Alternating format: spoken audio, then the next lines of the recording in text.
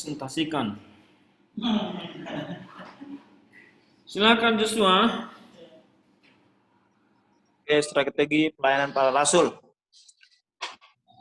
Ya, selanjutnya Pak. Pengutusan Allah atas setiap orang maupun kelompok tentunya tidak hanya sekedar pengutusan biasa, melainkan pengutusan yang memiliki maksud yang besar. Jika Yesus melakukan pengutusan kepada seseorang atau kelompok, pastinya Allah akan memberikan tuntunan. Penginjilan merupakan mengacu pada praktik penyampaian informasi tentang sesuatu tertentu dari kepercayaan kepada orang lain yang tidak memegang keyakinan itu ataupun kepada siapa saja. Kalau kita berbicara mengenai penginjilan, berarti kita sedang melakukan pelayanan tentang kebenaran Allah kepada orang-orang yang belum percaya dan yang belum memegang keyakinan tersebut ataupun orang-orang yang membutuhkan seperti itu.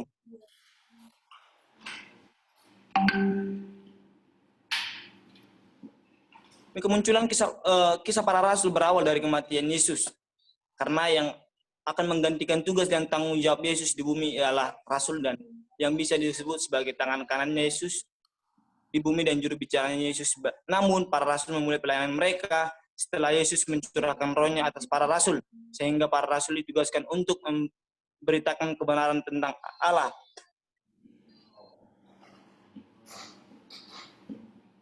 Ya, tugas rasul. Para rasul memiliki tugas yaitu mewartakan Injil, membentuk jemaat-jemaat, karena para rasul adalah perpanjangan tangan Allah dan juru bicaranya Allah dalam tugas pelayanan yang ditinggalkan Yesus di bumi. Ya, para rasul menjadi utusan Allah yang menyaksikan melalui kata, tanda tentang kebangkitan Yesus dan pekerjaannya yang telah selesai. Dan strategi penginjilan para rasul, pelayanan para rasul merupakan tugas tanggung jawab yang diberikan oleh Yesus. Ya, kita harus tahu demikian bahwa sebelum para rasul memulai pelayanan mereka, Yesus sudah terlebih dahulu untuk mengajar para murid agar terhindar dari kekeliruan dan salah paham dalam kesaksian dan pengajaran mereka tentang juru selamat dan Tuhan yang hidup. Maka sesudah kebangkitannya, Tuhan Yesus masih mempergunakan 40 hari untuk mengajar para muridnya dan membimbing mereka ke dalam pekerjaannya yang terdapat dalam Kisah Para Rasul 1 ayat 3, supaya mereka dapat melayani sebaik-baiknya pekerjaan Tuhan Yesus di bumi. Ya. Strategi pelayanan para rasul. Ya.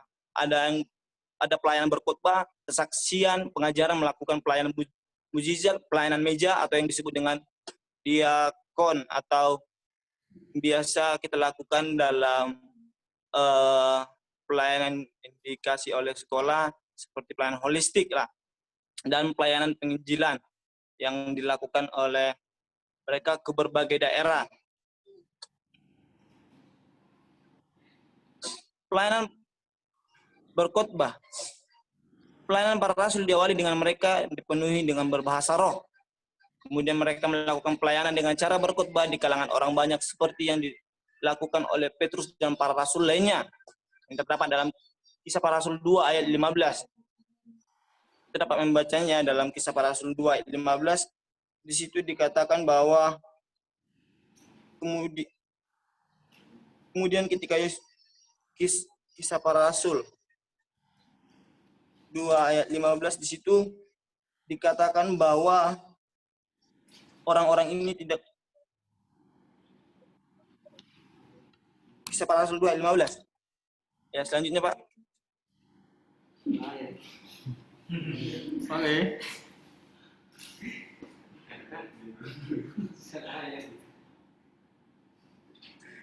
Dan pelayanan kesaksian. Ya, pelayanan tersebut dilakukan di kalangan masyarakat. Para rasul melakukan pelayanan kesaksian tentang Yesus, yaitu tentang janji Allah yang menyampaikan bahwa Allah yang mereka salibkan pada saat itu ialah Tuhan dan Kristus yang mereka sembah pada saat ini. Yang dibicarakan, maksud saya pada saat ini itu adalah perkataan para rasul pada jemaat pada saat itu. Ya, yang memang juga Tuhan yang mereka sembah adalah Tuhan yang kita juga sembah, seperti itu. Melalui hal demikian banyak orang-orang yang ingin berbalik kepada Allah melalui pelayanan kesaksian yang mereka lakukan, sehingga banyak orang-orang yang menjadi percaya kepada mereka dan menjadi percaya kepada Allah dan mengikut mereka. Terdapat dalam Kisah Para Rasul 2 ayat 40. Dan pengajaran. Pelayanan para rasul tidak hanya melakukan pelayanan dengan berkhotbah dan memberikan kesaksian bagi orang-orang banyak pada saat itu, tapi mereka juga melakukan pelayanan pengajaran pada orang banyak. Ya. Pada saat itu juga para rasul melakukan pelayanan pengajaran.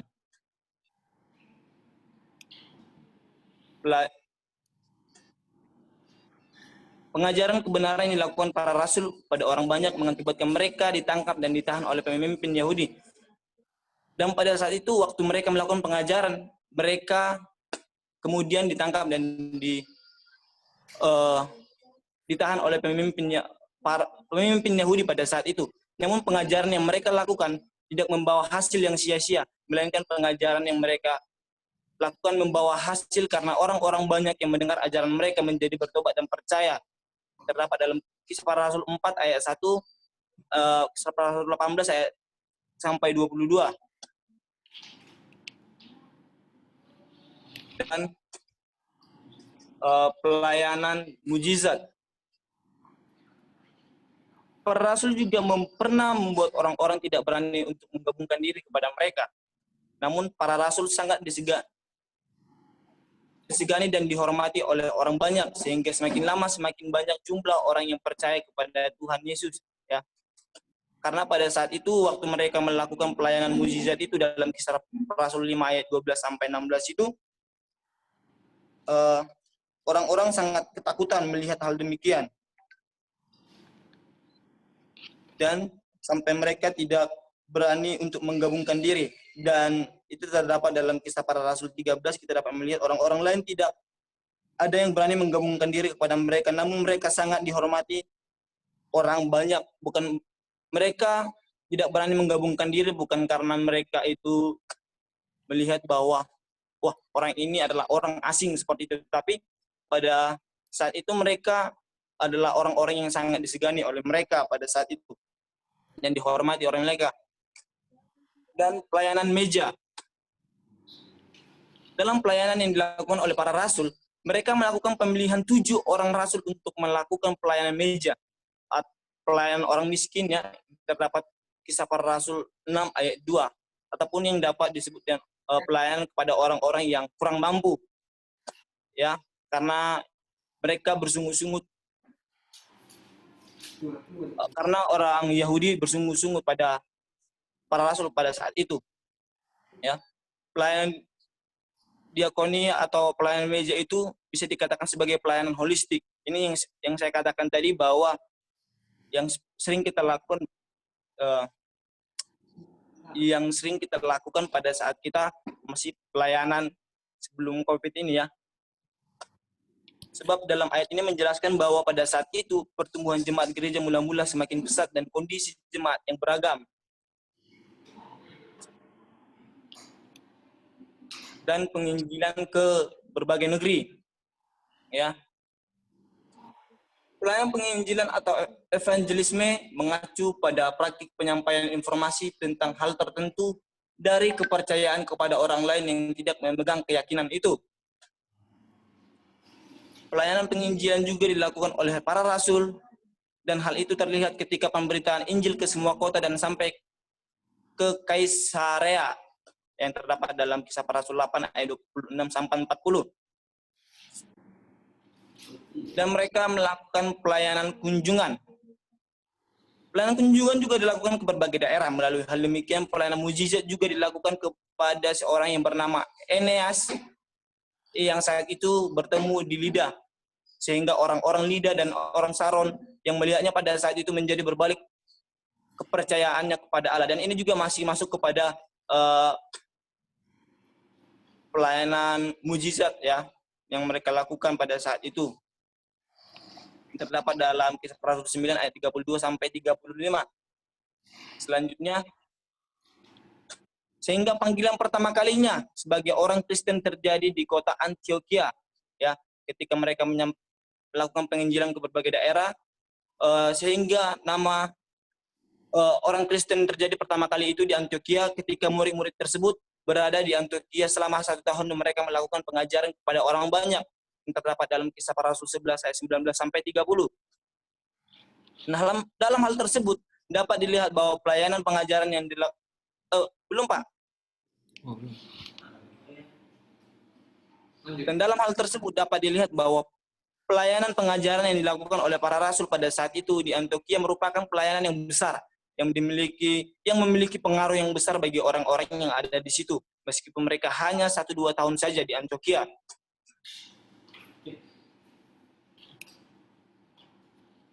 Dalam hal ini, pengajaran yang mereka lakukan kepada jemaat yang ada di Antioquia membawa mereka kepada kebenaran, sehingga mereka mampu untuk membantu dengan memberikan sumbangan kepada saudara-saudara dan panitua-panitua. Selanjutnya, pelayanan para murid yang mereka lakukan menubatkan seorang gubernur pada saat itu juga, ya. Dalam 13 ayat 12 kita dapat melihat, sebab sesungguhnya pelayanan yang mereka lakukan merupakan atas suruhan dari Roh Kudus yang kemudian menuntun mereka dalam pelayanan yang mereka lakukan. Dan pelayanan yang para rasul memperlihatkan bahwa ketaatan mereka atas perintah Roh Kudus membawa dampak yang sangat baik, sehingga memberitakan tentang Allah juga menjadi meluas. Dan pelayanan para rasul memberitakan tentang kasih karunia, ya, di dalam penginjilan mereka ke berbagai daerah, ke berbagai tempat itu. Para rasul juga memberitakan tentang kasih karunia Allah dalam kota Ikonium, serta melakukan mujizat-mujizat atas mereka melalui karunia-karunia yang diberikan Allah kepada mereka ketika mereka melakukan pemberitaan dan melakukan mujizat.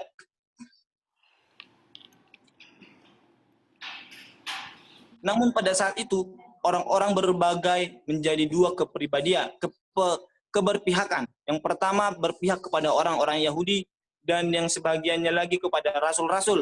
Sehingga ketika para rasul mengetahui hal demikian, lalu mereka memilih untuk pergi ke Debre dan Listra, dan kemudian di situ mereka memulai pelayanan mereka dengan memberitakan mujizat kesembuhan pada orang lumpuh. Ya, karena ada keberpihakan yang dilakukan oleh orang-orang pada saat itu, sehingga para rasul memilih untuk pergi ke Debre dan ke Listra, ya, dan memulai pelayanan mereka yang baru dengan memberitakan mujizat kesembuhan pada orang lumpuh. Dan dalam perjalanan para rasul mereka banyak melakukan pelayanan. Ada yang melakukan pelayanan bersaksi, berkhotbah, menginjil, dan melakukan mujizat, dan mengusir roh jahat yang dilakukan ke berbagai daerah, sampai kepada perjalanan pelayanan yang dilakukan oleh para rasul ke Roma dan ke Asia dalam pemberitaan tentang kebenaran Allah, sehingga kebenaran firman Allah tersebar luas, sehingga mereka juga menjual kitab-kitab untuk memudahkan memperluas pengajaran dan pertobatan. Terdapat dalam Kisah Para Rasul 19 ayat 19 sampai 20. Yang menjadi kesimpulannya buat kita, bahwa pelayanan yang dilakukan oleh para rasul begitu sangat luas ke berbagai daerah. Dan pelayanan yang mereka lakukan sangat luar biasa. Banyak daerah-daerah yang sudah mereka tobatkan, mereka kunjungi, dan banyak juga yang sudah mereka selamatkan. Sebab Allah memberikan juga kuasa atas mereka, sehingga hanya melalui perkataan saja yang mereka keluarkan dari mulut mereka, maka orang tersebut dapat pulih dan sembuh kembali. Dan dalam akhir pelayanan yang dilakukan oleh para rasul terlihat bahwa mereka mampu untuk memberitakan tentang kebenaran Allah, dan mereka berhasil melakukan apa yang menjadi tugas Yesus ketika ia masih ada di bumi. Dan penerapannya pada kita masa kini, dalam sebuah pelayanan yang dilakukan, kita dapat melihat bahwa ada banyak cara yang dapat kita lakukan untuk melakukan pelayanan. Baik itu pelayanan berkhotbah, mengajar, bersaksi, dan melakukan pelayanan penginjilan. Sebab perlu untuk diketahui bahwa Tuhan akan selalu menyertai dan memberikan kuasa atas kehidupan kita.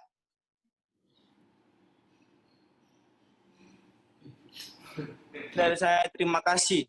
Shalom. Halo. Halo. Ya, ada yang Ya, jika teman-teman mau bertanya atau memberikan saran, Ya, Ari mau bertanya, Ari. Ya, coba ya Bang Ari. apa ya? Ketika mereka berpihak itu Pak, dengan di sini. Hah? Dia dekat-dekat sini. Yang mana? Udah lewat Pak. Dekat-dekat kesimpulan sini. Dekat kesimpulan. Itu udah lewat. Nah, ini. Ya, Joshua dengar Joshua. Kuat kan Bang? Iya, dengar. Putar dengar. Ya, jadi tadi Joshua sudah apakan semua tentang penginjilannya, strateginya kisah para rasul ini. Nah, menjadi pertanyaan saya itu apakah kisah para rasul? Para rasul ini mereka cuman segitu-segitu aja, kemudian orang sudah bertobat terus mereka tinggalkan gitu. Soalnya di sini juga Bang Joshua bilang ketika ada keberpihakan, malah orang-orang para rasul ini tinggalkan mereka langsung melanjutkan perjalanannya untuk melakukan lagi penginjilan, melakukan lagi pengajaran di sana. Apakah seperti itu? Apa Bang? Waktu mereka sudah Ya. mengajarkan, sudah banyak yang bertobat. Terus apakah yang bertobat ini ditinggalkan begitu saja atau seperti apa? Ini juga ada masalah terus mereka tinggal.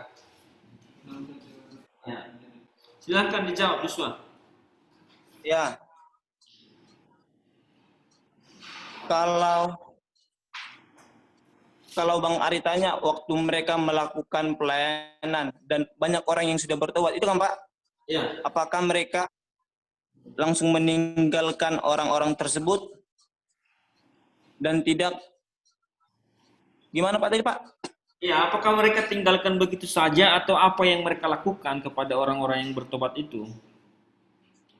Ya, kalau menurut saya Bang Ari ya, bahwa ketika kita tahu dulu bahwa penginjilan gitu kan, kalau penginjilan itu berarti kita membentuk suatu sebenarnya bukan organisasi tetapi kayak suatu